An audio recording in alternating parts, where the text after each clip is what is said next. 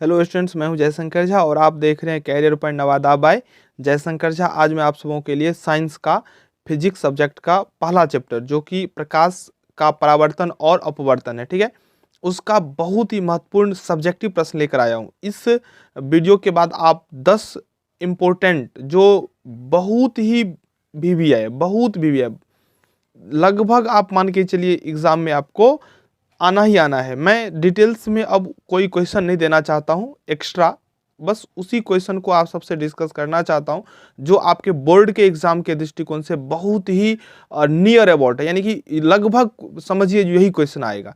तो इस प्रकार का क्वेश्चन मैं आप लोगों के लिए दे रहा हूँ, आप लोग आराम से देखिए। साइंस का कोई भी वीडियो अभी तक अपलोड नहीं किया गया था।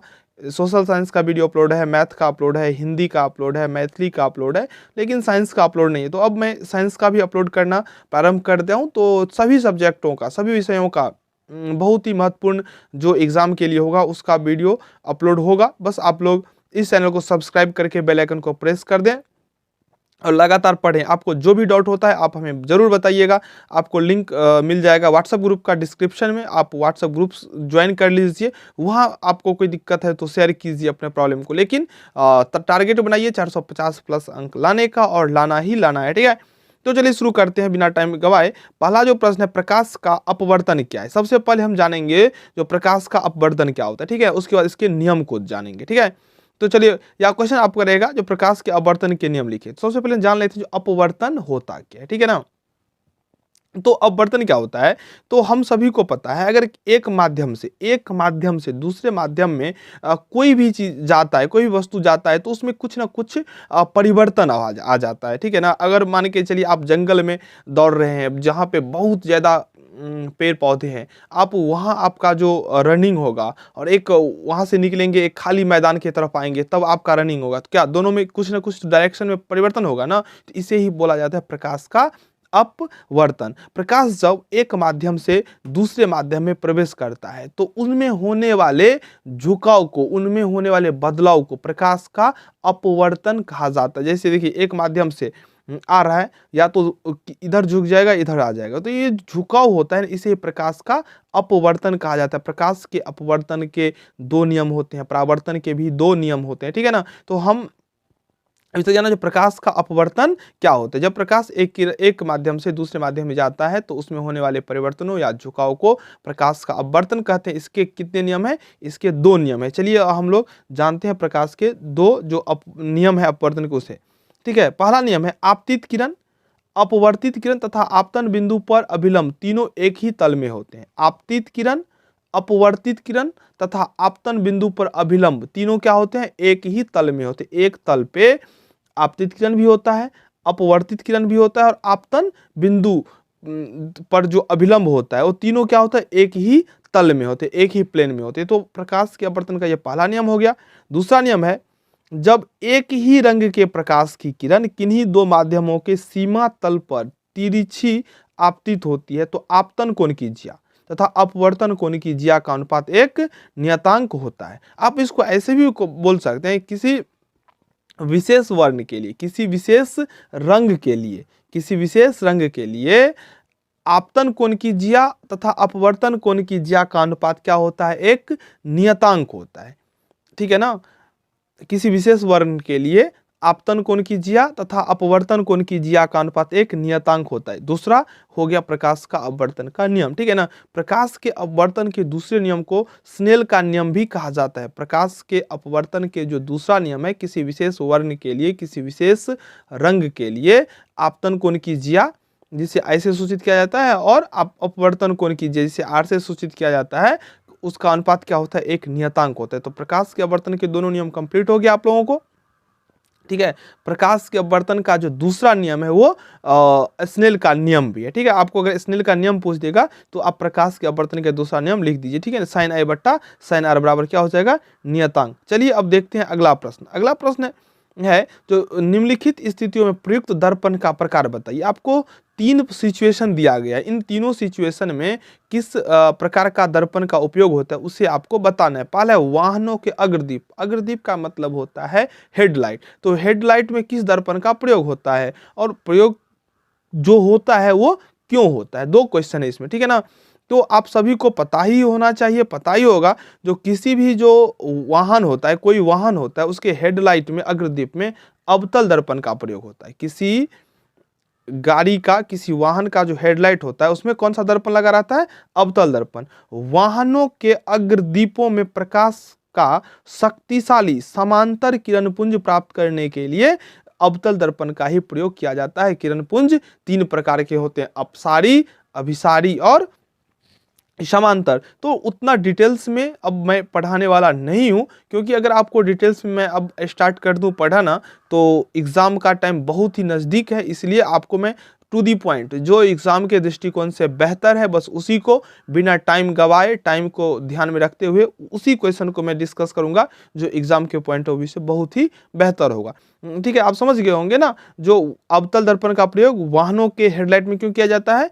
शक्तिशाली समांतर किरणपुंज प्राप्त करने के लिए। शक्तिशाली समांतर किरणपुंज प्राप्त करने के लिए वाहनों के अग्रदीपों में, यानी कि हेडलाइट में, कभी कभी डायरेक्टली हेडलाइट भी दे देता है, तो अवतल दर्पण का प्रयोग किया जाता है। दूसरा प्रश्न है, किसी वाहन का पार्श्व पश्च दृश्य दर्शन।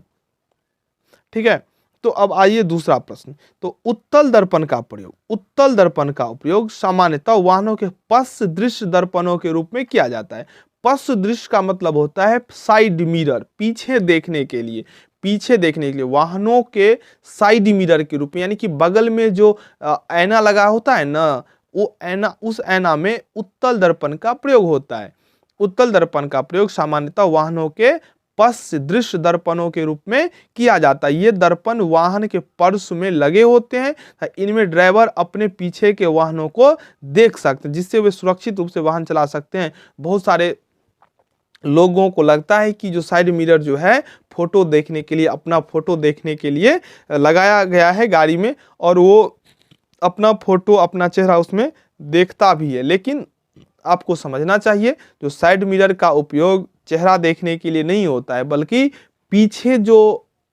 पीछे से जो वाहन आ रहे हैं उस वाहनों को देखने के लिए साइड मिरर का प्रयोग किया जाता है। क्योंकि हमें जब पता होगा जो पीछे से ट्रक आ रहा है, या कार आ रहा है, या बस आ रहा है, या कोई मोटरसाइकिल वाला ही है, तो हमें उस हिसाब से साइड देना होता है, जिसके लिए ज़रूरी है साइड मिरर का होना। तो अगर आप लोग भी ड्राइव करते हैं तो साइड मिरर का प्रयोग सिर्फ पीछे देखने के लिए ही कीजिए, चेहरा देखने के लिए नहीं। ठीक है ना। दूसरा जो क्वेश्चन था वो था, किसी वाहन का पार्श्व या पश्च दृश्य दर्पण, ये उत्तल दर्पण होता है। क्यों होता है उत्तल दर्पण का प्रयोग? समझ रहे हैं ना, क्योंकि इसका जो दृष्टि होता है वो दूर तक बनता है। ठीक है ना, तो बहुत दूर के जो वस्तु होगा, जो वाहन होगा, उसे भी वो कवर कर लेगा, इसलिए उत्तल दर्पण का प्रयोग होता है। तीसरा है प्रश्न था इसमें सौर भट्टी। तो सौर भट्टी में जो है अवतल दर्पण का प्रयोग किया जाता है। सौर भट्टियों में सूर्य के प्रकाश को केंद्रित करने के लिए, सौर भट्टियों में सूर्य के प्रकाश को केंद्रित करने के लिए बड़े अवतल दर्पणों का उपयोग किया जाता है। तो तीनों क्वेश्चन का आंसर समझ गए होंगे। हेडलाइट में अवतल दर्पण का प्रयोग होता है शक्तिशाली समांतर किरणपुंज प्राप्त करने के लिए। पीछे देखने के लिए साइड मिरर में उत्तल दर्पण का प्रयोग होता है, और सौर भट्टी में अवतल दर्पण का प्रयोग होता है। चलिए अब देखते हैं अगला प्रश्न। अगला प्रश्न है, हम वाहनों में उत्तल दर्पण को पार्श्व दृश्य दर्पण के रूप में वरीयता क्यों देते हैं? वरीयता का मतलब होता है इसका उपयोग हम क्यों करते हैं। ठीक है, तो उत्तल दर्पण को पश्च दृश्य दर्पण के रूप में इसलिए वरीयता देते हैं क्योंकि वे सदैव सीधा प्रतिबिंब बनाते हैं।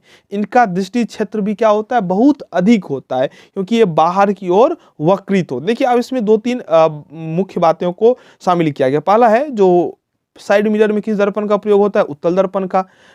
इसका ही उपयोग क्यों किया जाता है? आपको उत्तर में लिखते वक्त थोड़ा राइटिंग स्किल को बढ़ाना होगा। हम लिखेंगे इसका उत्तर इस प्रकार से, जो उत्तल दर्पण का प्रयोग साइड मिरर में इसलिए किया जाता है क्योंकि यह हमेशा सीधा प्रतिबिंब देता है और दूर के क्षेत्र को भी कवर कर लेता है। दृष्टि क्षेत्र इसका क्या होता है? अधिक होता है, इसलिए उत्तल दर्पण का प्रयोग होता है। ठीक है ना, ये बाहर की ओर वक्रित होता है, एक कारण ये भी है। ठीक है, तो यह क्वेश्चन लगता है कंप्लीट हो गया। चलिए नेक्स्ट क्वेश्चन की तरफ। नेक्स्ट क्वेश्चन है, अपवर्तनांक को परिभाषित करें। अपवर्तनांक को परिभाषित करें। हीरे का अपवर्तनांक 2.42 है, इस कथन का क्या अभिप्राय है? तो अपवर्तनांक का परिभाषा आप सबसे पहले जान लें। किसी माध्यम का अपवर्तनांक किसी माध्यम का, यानी कि किसी भी वस्तु का अगर आपको अपवर्तनांक पूछेगा ना, तो आप अपवर्तनांक कैसे निकालेंगे, जैसे निकालेंगे वही उसका परिभाषा भी होता है, ठीक है ना। निर्वात में प्रकाश की चाल और उस माध्यम में प्रकाश की चाल का जो अनुपात होता है उसे हम अपवर्तनांक कहते हैं। निर्वात मतलब शून्य में प्रकाश का चाल, शून्य में प्रकाश का चाल होता है 3 लाख किलोमीटर प्रति सेकेंड।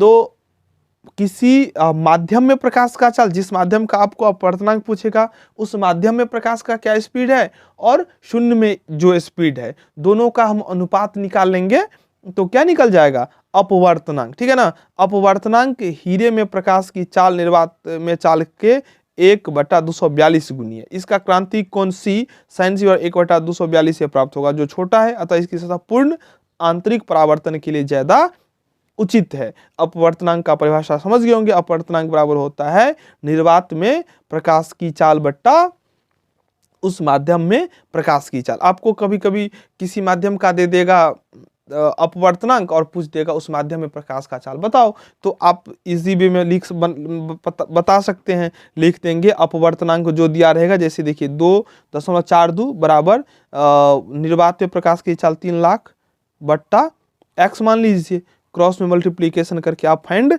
कर सकते हैं जो हीरे में प्रकाश का चाल कितना होता है। तो इस प्रकार से आप किसी भी माध्यम का स्पीड, किसी भी माध्यम में लाइट का स्पीड फाइंड कर सके, ठीक है। चलिए आगे बढ़ते हैं।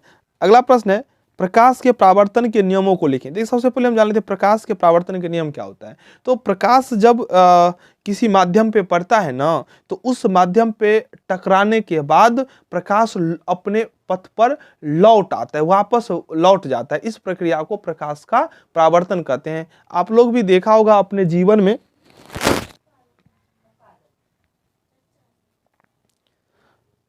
जब हम मिरर को बाहर में रख देते हैं तो मिरर पे सूर्य का प्रकाश पड़ता है और परावर्तित होकर किसी दीवार पे आपको दिखाई पड़ता होगा। यही तो प्रकाश का क्या है, परावर्तन। हम अपने अपने जो वॉच है, घड़ी है, उस शीशे को थोड़ा हिलाइए डुलाइए, देखिएगा आपको उस घर में कहीं भी दिखाई देगा थोड़ा लाइट, शीशे के आकार से तो कुछ बड़ा ऐसे करके। तो ये क्या है, प्रकाश का परावर्तन, क्योंकि प्रकाश सूर्य से आया और शीशे पर पड़ा, पड़ने के बाद क्या होता है, हाँ ध्यान रखिए पीछे का साइड जो हो वो पूरा पॉलिश किया हो, क्योंकि प्रकाश उस पार न चला जाए, यानी कि प्रकाश को रोक के। तो प्रकाश किसी सतह पर टकराकर जब लौट जाती है, इस प्रक्रिया को प्रकाश का परावर्तन कहते हैं। और प्रकाश के परावर्तन के भी 2 नियम होते हैं, ठीक है। जब प्रकाश किसी पॉलिश की हुई या चमकदार सतह पर पड़ता है, देखिए पीछे से क्या होना चाहिए, ये पॉलिश किया होना चाहिए, और प्रकाश पड़ेगा तो टकराने के बाद क्या होगा, लौट जाए। देखिए ये प्रकाश आया और ये प्रकाश लौट गया, तो ये जो प्रकाश के लौटने की जो प्रक्रिया है इसे प्रकाश का परावर्तन कहते हैं। और प्रकाश का परावर्तन किसी विशेष नियम के तहत होता है। प्रकाश का, ध्यान से सुनिए क्या क्या मैं समझा रहा हूं आपको। प्रकाश का परावर्तन क्या होता है, प्रकाश जब किसी वस्तु से निकलता है, किसी भी पदार्थ से निकलता है, चाहे वो टॉर्च हो चाहे सूर्य का प्रकाश हो, तो किसी माध्यम से प्रकाश क्या है, पड़ रहा है कहीं पे, ठीक है, दर्पण पे पॉलिश किया हुआ सतह पर, और टकराने के बाद लौट जाता है। इस प्रक्रिया को प्रकाश का परावर्तन कहते हैं। और परावर्तन किसी न किसी नियम के तहत होता है। तो जिस नियम के तहत यह परावर्तन होता है उस नियम को प्रकाश का परावर्तन कहते हैं। और प्रकाश के परावर्तन के 2 नियम होते हैं, ठीक है। तो सतह पर पड़ता है तो यह एक सुनिश्चित दिशा में विस्तारित होता है। किसी पॉलिश की हुई सतह से प्रकाश का एक सुनिश्चित रूप से दिशा बदलने की परिघटना को परावर्तन कहते हैं। आपको समझ में आ गया होगा, आप लिख देंगे, ठीक है ना। प्रकाश का परावर्तन जिन नियमों को पालन करते हुए होता है उसे प्रकाश का परावर्तन का नियम कहते हैं। प्रकाश के परावर्तन के 2 नियम है। पहला, आपतित किरण, आपतित किरण, आपतन बिंदु, आपतित किरण, आपतन बिंदु और परावर्तित किरण, तीनों एक ही तल में होते हैं। देखिए ये होता है, मैं एक डायग्राम से बता रहा हूं, ये देखिए ये परादर्पण पे, ठीक है, जिस ये यहां से हो गया, ये देखिए ये किरण आ रही है और दर्पण से करने के बाद ये वापस लौट रही है और ये अभिलंब कर दी, ठीक है ना, अभिलंब, ठीक है। तो आपतित किरण ये हो गया परावर्तित किरण और ये अभिलंब। आपतित किरण परावर्तित किरण तथा आपतन बिंदु पर खींचा गया अभिलंब। आपतित किरण, परावर्तित किरण तथा आपतन बिंदु पर खींचा गया अभिलंब तीनों एक ही तल में होते हैं। आपतित किरण, परावर्तित किरण तथा आपतन बिंदु पर खींचा गया अभिलंब तीनों एक ही तल में होते हैं। आपतित किरण, परावर्तित किरण तथा आपतन बिंदु पर खींचा गया अभिलंब तीनों एक ही तल में होते हैं। दूसरा होता है आपतन कोण बराबर परावर्तन कोण, आपतन कोण बराबर परावर्तन कोण, ठीक है ना। तो प्रकाश के परावर्तन दोनों नियम आप समझ गए। चलिए अब आगे बढ़ते हैं। 8वां प्रश्न है, जो भी प्रश्न हो इसमें सीरियल तो कोई है ही नहीं, जो भी इंपॉर्टेंट क्वेश्चन है उसको ही बता रहे हैं। गोलीय दर्पणों द्वारा परावर्तन के लिए नई कार्तीय चिन्ह परिपाटी दर्शाएं। गोलीय दर्पणों द्वारा परावर्तन की नई कार्तीय चिन्ह परिपाटी देखिए। पहला, बिंब सदैव दर्पण के बाईं ओर रखा जाता है। क्वेश्चन है गोलीय दर्पणों द्वारा परावर्तन के लिए नई कार्तीय चिन्ह परिपाटी दर्शाएं। तो पहला है बिंब सदैव दर्पण के बाईं ओर रखा जाता है। बिंब सदैव कहाँ रखा जाता है? दर्पण के बाईं ओर, ठीक है। दूसरा है मुख्य अक्ष के समांतर सभी दूरियां दर्पण के ध्रुव से मापी जाती है। मुख्य अक्ष के समांतर सभी दूरियां दर्पण के ध्रुव से मापी जाती है। तीसरा है मूल बिंदु के दाईं ओर की दूरियां, मूल बिंदु के दाईं ओर की दूरियां धनात्मक, दाईं ओर की दूरियां धनात्मक जबकि मूल बिंदु के बाईं ओर ऋणात्मक मानी जाती है। अगला है मुख्य अक्ष के लंबवत तथा ऊपर की ओर मापी जाने वाली दूरियां धनात्मक मानी जाती है। और पांचवा है मुख्य अक्ष के लंबवत तथा नीचे की ओर मापी जाने वाली दूरियां ऋणात्मक मानी जाती है। तो ये रहा गोलीय दर्पणों द्वारा परावर्तन के नई कार्तीय चिन्ह परिपाटी, ठीक है।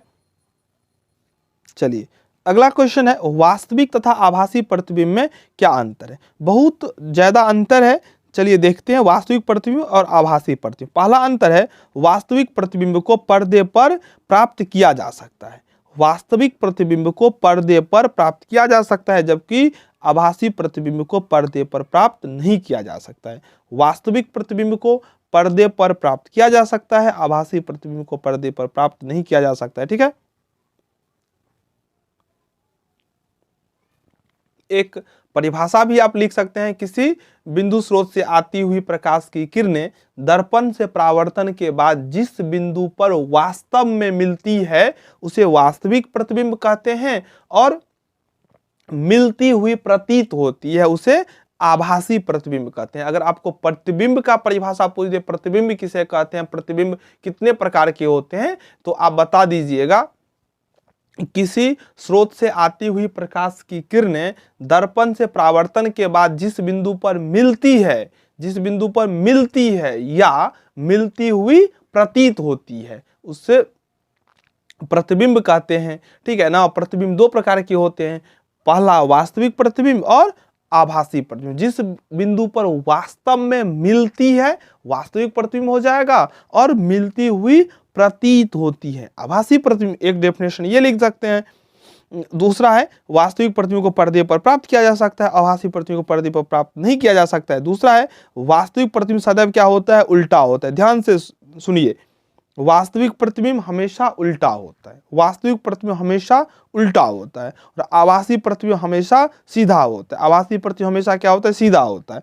अगला है वास्तविक प्रतिबिंब दर्पण के आगे बनते हैं, वास्तविक प्रतिबिंब दर्पण के आगे बनते हैं, और आभासी प्रतिबिंब दर्पण के पीछे बनते हैं। आभासी प्रतिबिंब दर्पण के पीछे और वास्तविक प्रतिबिंब दर्पण से आगे। तो ये रहा वास्तविक और आभासी प्रतिबिंब अंतर।